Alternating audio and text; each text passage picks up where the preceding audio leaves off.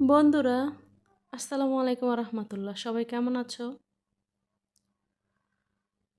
আলহামদুলিল্লাহ, আমি তো ভালো আছি। রান্নাবান্না চলছে, মশলা কষিয়ে নিচ্ছি। মশলা এখানে কী কী দিচ্ছি? গরম মশলা, দারচিনি, এলাচ, রসুন, আদা পেস্ট, পেঁয়াজ, তেজপাতা, লং, এলাচি গোটা। তো সাথে দিয়ে দিয়েছি মুগ ডাল আর দেশি মুরগি। দেশি মুরগি যদি মুগ ডাল দিয়ে রান্না করে, ওটা খেতে বেস্ট হয়, অনেক মজা লাগে। এখন আমি একটু ভালো করে কষিয়ে নিচ্ছি। মশলাটা কিন্তু আগে আমি দেখেছি বন্ধুরা, ভালো করে কষিয়ে নিয়েছি। এখন আমি মুরগিটাকে আর এই ডালগুলোকে ভালো করে কষিয়ে নিচ্ছি। মুগ ডালটা কিন্তু আমি আগে ভেজে খোলার মধ্যে তারপর আমি ধুয়ে পানি ঝরিয়ে রেখেছিলাম।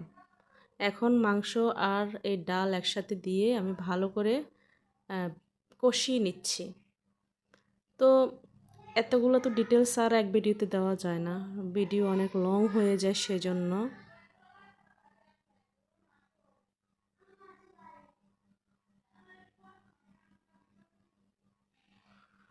তো আর এই যে আমি রান্নাটা করছি না, এটা আবার খেতে অনেক মজা। মুগ ডাল দিয়ে, দেশি মোরগ দিয়ে রান্না করলে সেটা অনেক মজা হয়।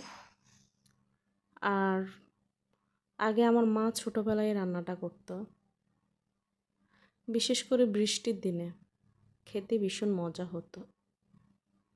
আমার এগুলো কিন্তু ভালো করে কষে গেছে, ডাল আর মুরগিটা মোটামুটি কষে এসেছে। তো আর একটু কষিয়ে নিচ্ছি। আর এটা দেশি মোরগ দিয়ে রান্না করলে ভীষণ মজা হয়। এই রান্নাটা আপনি বিভিন্ন জিনিস দিয়ে ট্রাই করতে পারেন। আমি তো সাদা ভাত দিয়ে আজকে ট্রাই করব, কিন্তু পোলাও, নান রুটি, সাদা রুটি, পরোটা সব কিছুর সাথেই রান্নাটা চলে, খেতে ভীষণ মজা হয়, অনেক টেস্ট।